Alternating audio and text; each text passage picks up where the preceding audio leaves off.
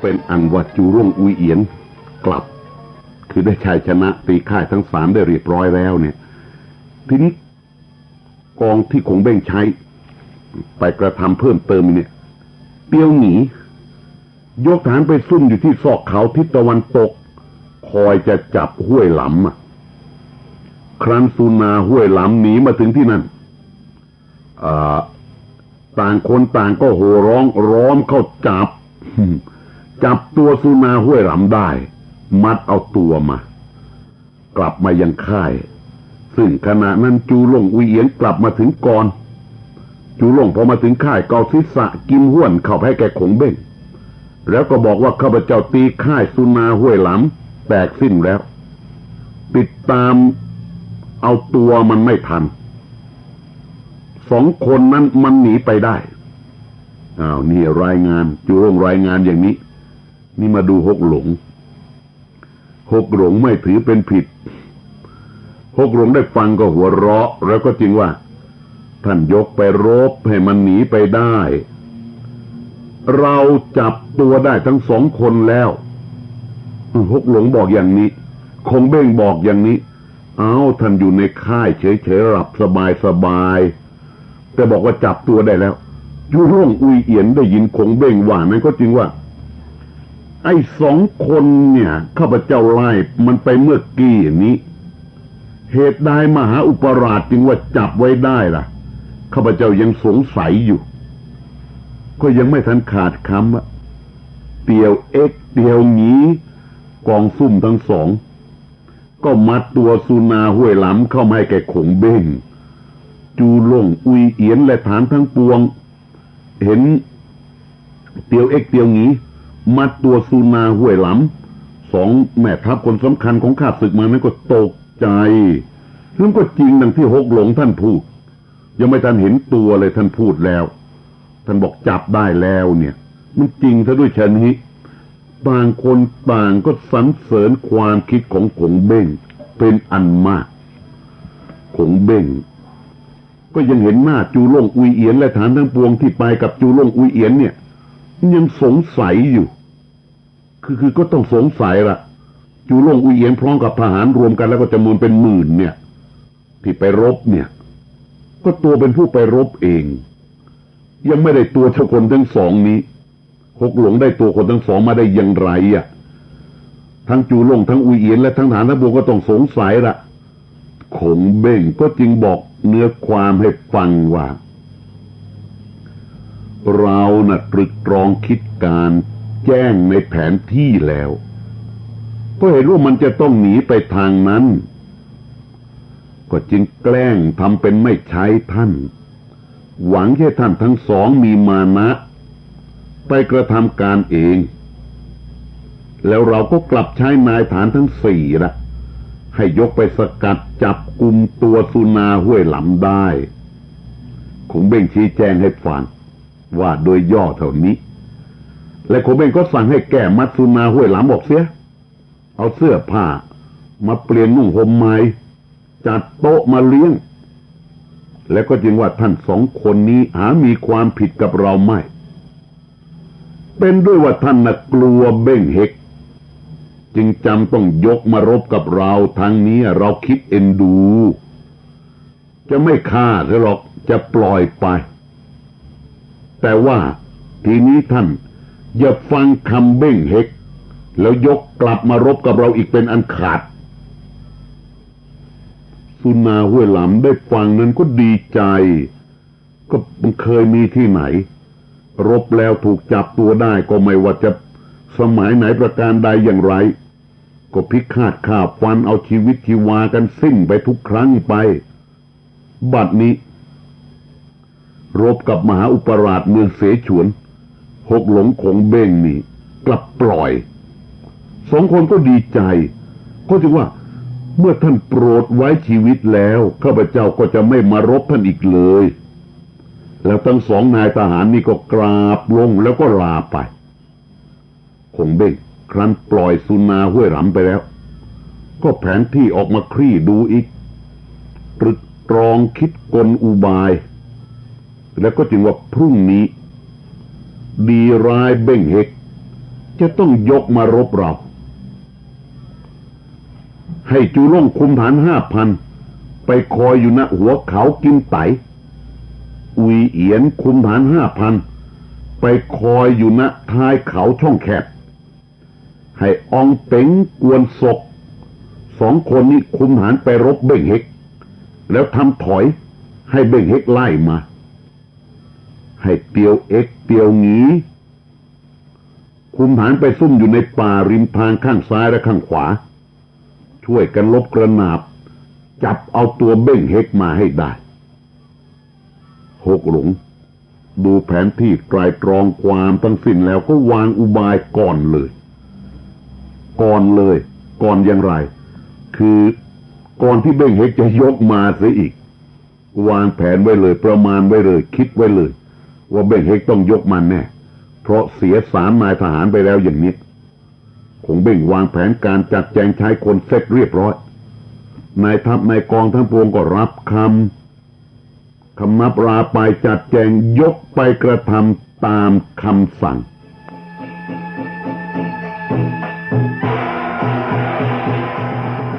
ฝ่ายทหารสอดแนมของเบ้งเฮกธรรมดาเลยกองทัพนี่คือต้องมีกองสอดแนมเอาเนื้อความเข้าไปบอกแกเบ้งเฮกว่าบันนี้สุนาห้วยหลำนั้นถูกทหารของเบ้งจับได้แต่กิมห้วนน่ะตายซะในที่รบนี่คือรายงานเบ้งเฮกได้ทราบรายงานแล้วก็โกรธ3 แม่ทัพคนสำคัญของตนนี่หมดสิ้นสภาพไปซะแล้วอย่างเนี้ยเบ้งเฮกสั่งจัดแจงทัพเลยทีเดียวก็จริงดังที่หกหลงคิดไว้ว่าเบ้งเฮกต้องยกมาแน่เบ้งเฮกสั่งจัดแจงทัพพร้อมแล้วครั้นรุ่งเช้าก็ยกไปอองเป๋งกวนศก2 นายนี่ผู้ให้เข้ารบเห็นเบ่งเฮกยกทัพมาดังนั้นทั้ง2ก็ขี่ม้าถือเงาขับทหารออกมาทีเดียวฝ่ายเบ่งเฮกเห็นนั้นก็จึงว่าแก่ฐานทั้งปวงของตนว่าเขาลือว่าขงเบ้งมหาอุปราชเมืองเสฉวนนี่มีสติปัญญาเหตุใดจัดแจงทหารให้ยกมาไม่เป็นกระบวนเลยเห็นไม่สมกับคนเรื่องลือเลยชะนี้แม้นว่าเรารู้ความคิดของเบ้งเช่นนี้ไหนเราจะนิ่งช้าอยู่ถึงเพียงนี้จะไปตีเมืองเสฉวนเอาเป็นนานแล้วนี่เบ้งเฮกประมาทศัตรูขึ้นเช่นนี้เลยทีเดียวโดยเพียงแต่เห็นทัพเข้าตัวนี้และเบ้งเฮกก็ถามฐานนะบัวว่าใครจะอาสาไปรบจับเอานายทัพของศัตรูมาให้เราได้บ้างเงียมเตียงก็รับอาสาทีเดียวถือเงาขึ้นมาขับออกไปรบกับอองเป๋งกวนศกก็รบกับเงียมเตียงรบได้ประมาณ5 เพลงก็ทำเป็นเสียทีหนีพลางรบพลางสู้พลางหนีพลางถอยไปเบ่งเฮกเห็นข้าศึกถอยหนีดังนั้นก็ได้ใจละก็จริงซะด้วยยกทัพมาไม่เป็นกระบวนทัพจัดแจงทัพไม่ได้เข้มแข็งมั่นคงและสู้รบไม่เท่าไรก็พ่ายแพ้หนีไปดังนี้ก็ขับทหารรบไล่ติดตามไปทีเดียวไล่ตามไปประมาณระยะทางถึง500 เซนฝ่ายเตี้ยวหงีเตี้ยวเอ็กซึ่งคงเบ่งใช้คุมฐานมาซุ่มอยู่2 ข้างทางเมื่อเห็นกองทัพเบ่งเฮกเข้ามาสู่ที่ล้อมฉะนั้นมาสู่ยังที่ตนที่หกหลงวางกลไว้ให้แล้วเนี่ยเตียวเอ็กเตียวหนีก็โห่ร้องขับฐานรบกระหน่ำมาทั้ง2 ข้างทางอองเป๋งกวนศกที่ลบพลางหนีพลางก็หันหน้ากลับให้ฐานรบกระหน่ำออกมาขับม้าเข้ามาฆ่าฟันฐานเบ่งเฮกล้มตายเป็นอันมากทีเดียวฝ่ายเบ้งเฮกเห็นกองทัพที่มันหนีเลิศแต่มันกลับตีกลับมาและฐานอีก2 ข้างไม่รู้ว่าโผล่มาจากไหนมากมายหนักหนาตีกระหน่ำลงมาฆ่าฟันฐานของตนล้มตายเช่นนั้นเมื่อที่สุดเห็นว่าสู้มิได้ก็ขับมาคุมฐานรบหักออกไปทางข้างหัวเขากินไต อองเต็งกวนศกเตียวหงีเตียวเอ็ก4 นายเนี่ยครั้นเห็นเบ้งเฮกหนีก็คุมทหารไล่ติดตามเบ้งเฮกไปเลยทีเดียว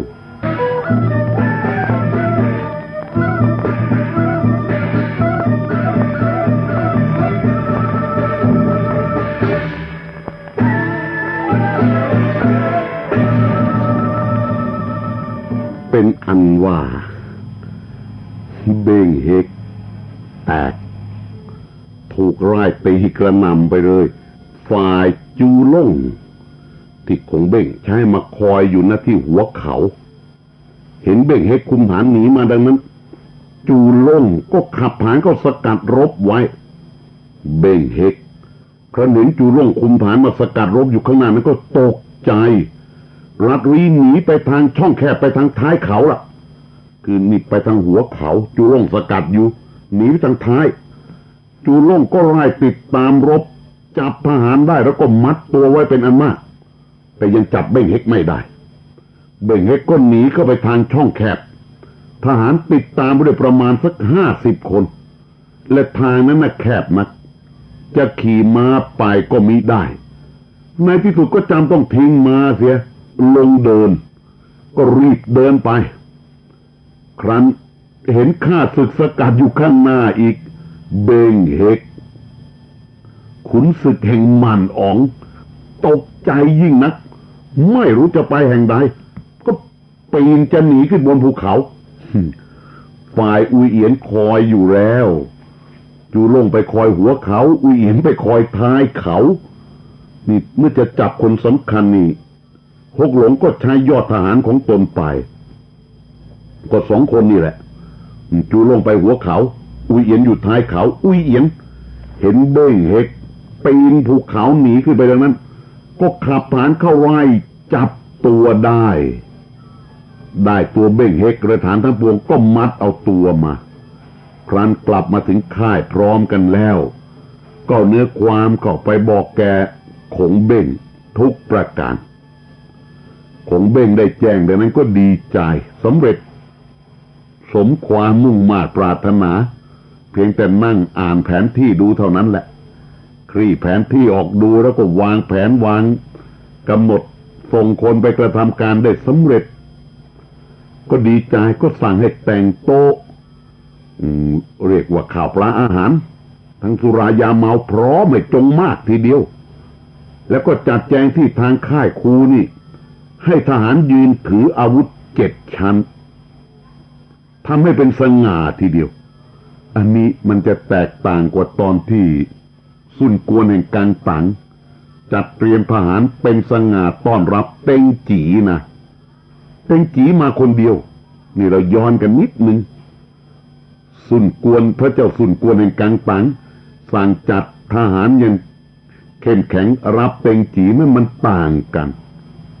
คงเบ้งครั้งนี้ทำอย่างนี้จับตัวเบ้งเฮกมาได้แล้วก็พร้อมกับทหารของเบ้งเฮกอีกมากมายด้วยคงเบ้งสั่งให้ทหารยืนถืออาวุธ7 ชั้นทำให้เป็นสง่าแล้วคงเบ้งก็ขึ้นนั่งหน้าที่สมควรสั่งให้เอาทหารที่มัดไว้ได้ล่ะที่จับตัวมัดได้ก่อนเข้ามาก่อน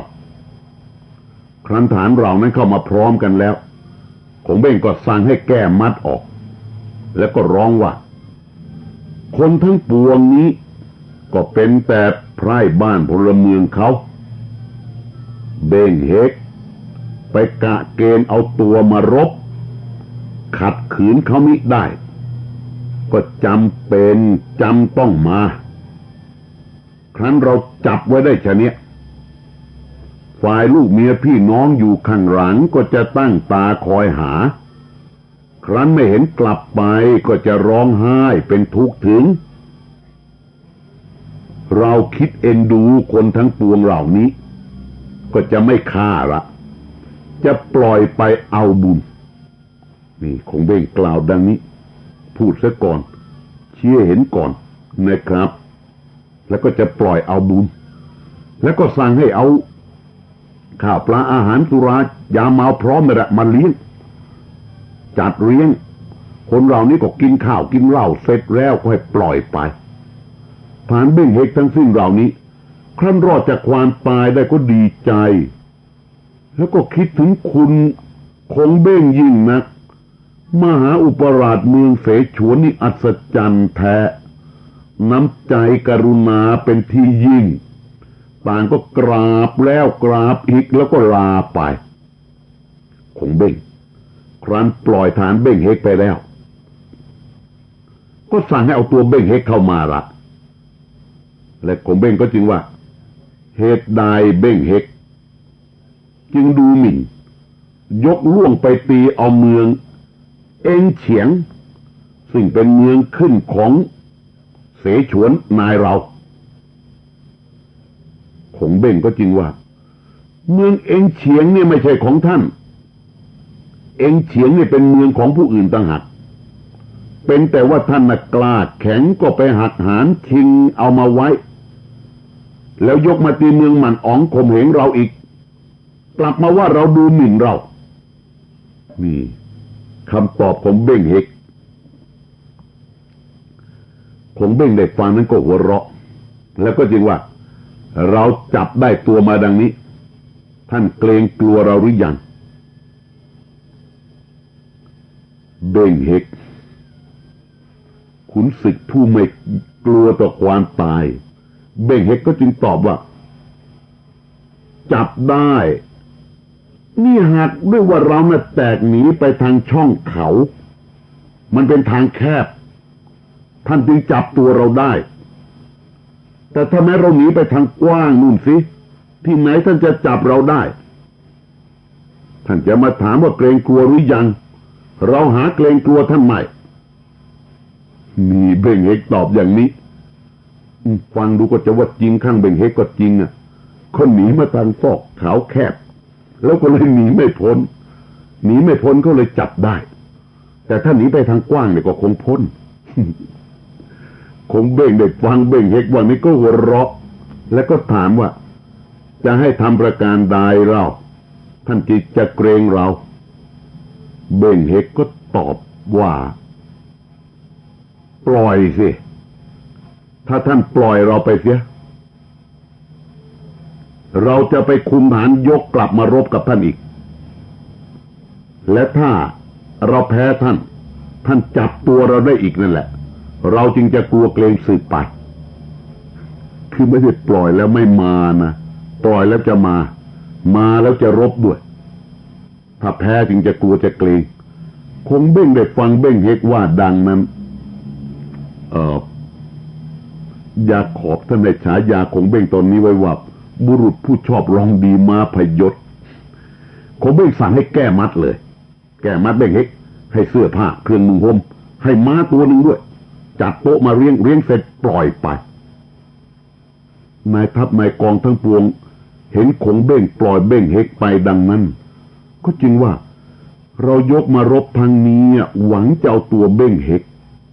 เมื่อจับได้แล้วทำไมท่านจึงปล่อยไปเสียเล่า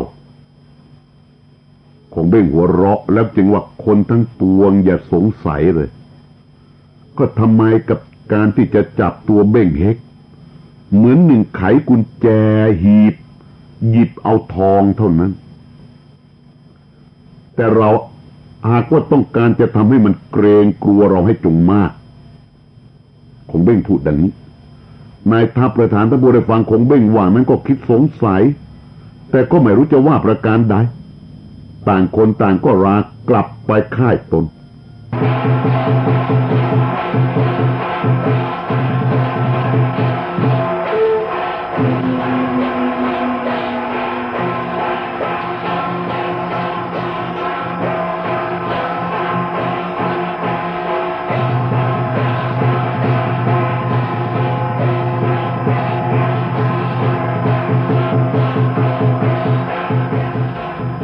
ฝ่ายเบ้งเฮกครั้นคงเบ้งปล่อยแล้วนี่ก็ขึ้นมารีบกลับไปยังริมแม่น้ำลกซุยก็พบกับบรรดาทหารเหลือตายแตกหนีอยู่ในป่าดงนั่นก็เกลี้ยกล่อมพูดจาเอาน้ำใจทหารทั้งปวงครั้นเห็นเบ้งเฮกกลับมาดังนั้นก็ทั้งกลัวทั้งดีใจ ก็เข้ามากราบลงแล้วก็ถามว่าเขาจับตัวท่านไปได้แล้วแต่ทำไมท่านจึงมาได้เราเบ่งเฮกได้ฟังทหารถามดังนั้นก็คิดรำพึงว่าจะบอกความจริงก็อาย คืออาย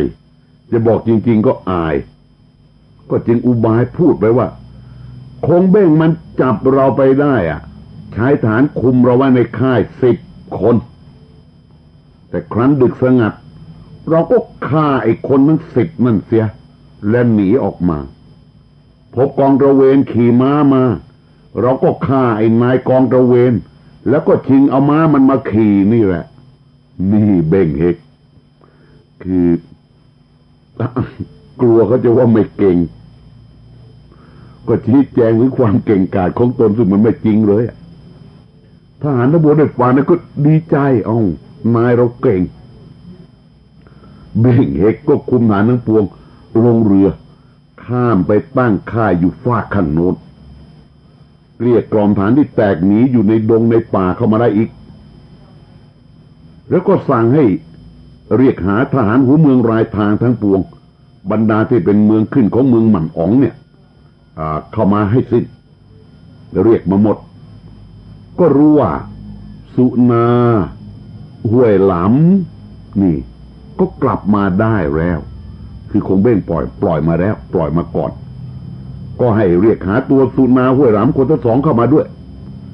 ทหารคนใช้ก็รับคำแล้วก็แยกกันไปตามสุนาห้วยหลำตามคำสั่งคืออยู่คนละที่คนละแห่งกันฝ่ายสุนาห้วยหลำและฐานหัวเมืองรายทางทั้งปวงเมื่อได้แจ้งในคำสั่งของเบ้งเฮกดังนั้นก็พากันรีบมาครั้นมาถึงพร้อมกันแล้วก็เข้าไปคำนับเบ่งเฮกก็จึงว่าคงเบ้งยกมารบเราครั้งนี้เป็นเทศกาลหน้าร้อนทหารไม่ค่อยมีที่พักอาศัยเราจะตั้งทัพมั่นอยู่ฝากข้างนี้ดูท่วงทีก่อนให้ไปเกณฑ์เอาเรือแพฝากข้างโน้นเอามาไว้ฝากข้างนี้ให้สิ้นย้ายข้าศึกใช้เรือแพเหล่านั้นได้แล้วก็ขุดดินพูนขึ้นเป็นกำแพงบางตั้งป้อมรายไปตามริมน้ำให้ฐานถือเกาทันรักษาค่ายคอยยิงเข้าไว้อย่าให้ข้าศึกข้ามมาได้ซึ่งเสบียงอาหารนั้นเราเกณฑ์เอาทุกหัวเมืองให้มาส่งและเราตั้งมั่นอยู่อย่าออกรบดูสิคงเบ้งจะคิดอ่านเป็นประการใดมีเบ้งเฮกวางแผนอย่างนี้คือตั้งค่ายมั่นคงป้องกันเป็นอย่างดีแต่ไม่ออกรบด้วยอย่าดูที่คงเบ้งจะทำอะไรได้นายทัพนายกองทัพบริฟังนั้นก็เห็นชอบด้วยก็พากันมากะเกณฑ์กระทำตามที่เบ้งเฮกสั่งทุกประการละ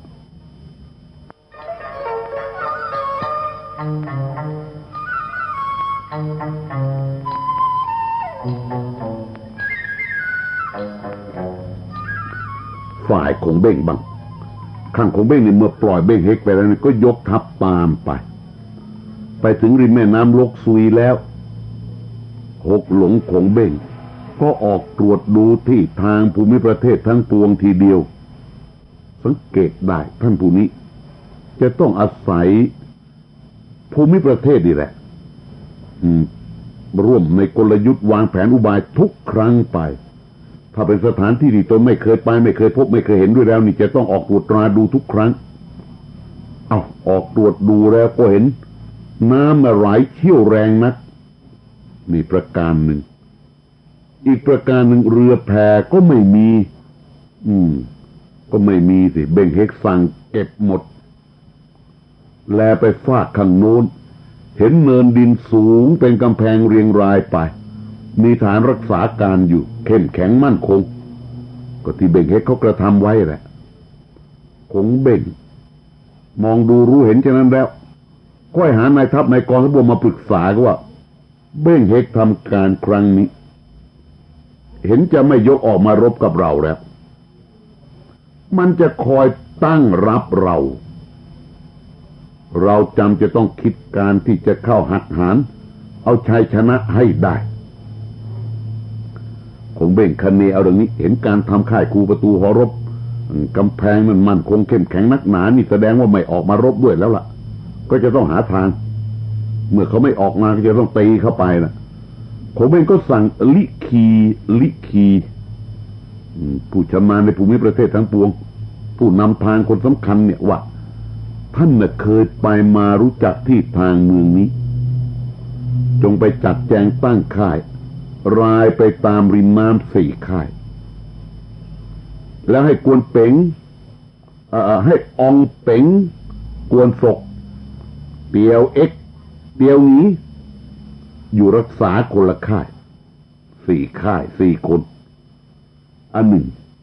เรายกมาครั้งนี้เป็นเทศกาลหน้าร้อนเทศกาลฤดูร้อนอากาศร้อนนักทหารไม่มีที่อาศัยให้ไปตัดไม้เกี่ยวหญ้าทำค่ายร่มเงาให้ทั้งม้าและคนได้พักอาศัยให้จงทุกทัพทุกกองนี่คงเบ่งสั่งทำร่มเงาเพื่อคนได้พักร้อนทั้งม้าทั้งคนด้วยลิคีและนายฐานทั้งปวงก็ไปกระทำตามคำสั่งฝ่ายเจียวอ้วนเนี่ยเจียวอ้วนเห็นลิคีตั้งค่ายดังนั้นก็เข้ามาบอกคงเบ้งว่าลิคีตั้งค่ายเรียงรายมาตามริมน้ำเนี้ยข้าพเจ้าเห็นว่ามันเหมือนเมื่อครั้งพระเจ้าเราปียกไปตีเมืองกังตังลกซุ่น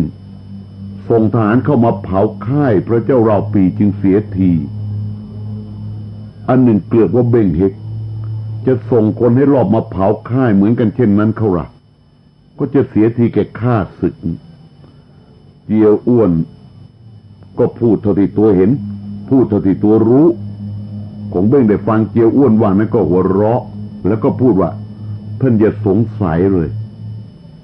เราคิดการแก้ไว้แล้วเราคิดการแก้ไว้สำเร็จแล้วเราจึงให้ทำ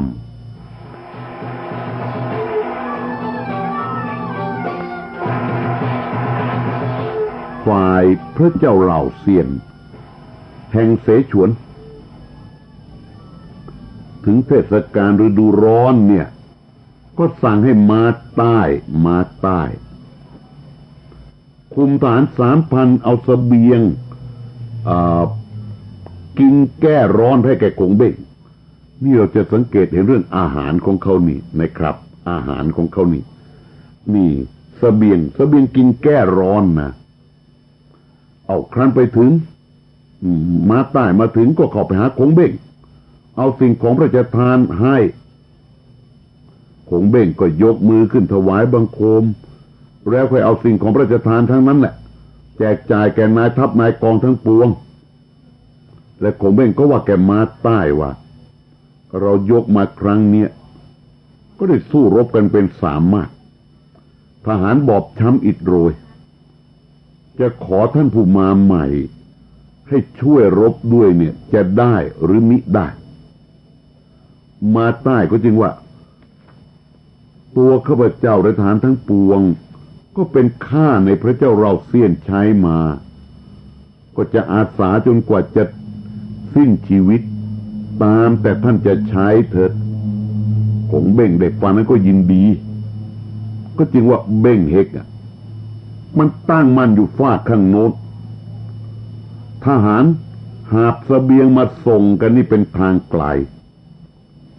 มาใต้ท่านผู้มาใหม่พร้อมด้วยทหารที่ยังเข้มแข็งอยู่นั้นจงคุมทหารรีบยกไปตั้งค่ายนี้ประมาณ 1,500 เส้นยกจงคุมทหารยกไปทางใต้ของค่ายแห่งนี้ลงไปทางใต้ประมาณ 1,500 เส้นที่นั่นน้ำตื้นนี่คงเบ่งบอกได้ชี้ได้เพราะตัวเองไปตรวจมาหมดแล้วรู้มาแล้วต้องตัดไม้ทำแพ สำหรับทหารข้ามไปคอยรบตีตัดเสบียงอาหารที่มันมาส่งกันให้จงได้แล้วบอกว่าสุนาห้วยหลำซึ่งเราปล่อยไปนั้นก็ได้เป็นไส้ศึกของเราอยู่นี่คงเบ่งดำเนินแผนนี้มาใต้ได้ฟังคงเบ่งชี้แจงนั้นก็คำนับราไปจัดการตามที่ท่านหกหลงคงเบ่งสั่งละคือไปถึงที่ข้ามเนี่ยก็ขับทหารให้ตัดไม้ผูกแพแล้วก็ข้ามไปทหารน่ะร้อนนักนี่พอถึงน้ำตื้นด้วยก็เปลื้องผ้าลงอาบน้ำว่ายน้ำเล่นกันละมันร้อนเห็นน้ำก็มันเย็นใจบรรดาทหารที่ลงอาบน้ำน่ะพอถึงฝั่งคืออาบน้ำแล้วขึ้นมาถึงฝั่งนั้นก็ล้มลงมีโลหิตไหลออกมาทั้งทางปากทางจมูกตายไปที่ประมาณถึง 1,500 คนนะนี่เกิดอัศจรรย์ขึ้นอย่างนี้ซะง่ายๆแหละทหารอาบน้ำเท่านั้นแหละขึ้นมาตายที่ต้อง 1,500 มาตายเห็นทหารของตนล้มตายลงมากมายดังนั้นน่ะก็ตกใจก็พากันข้ามน้ำกลับมาแต่ในเวลากลางคืนนั้นเลยทีเดียว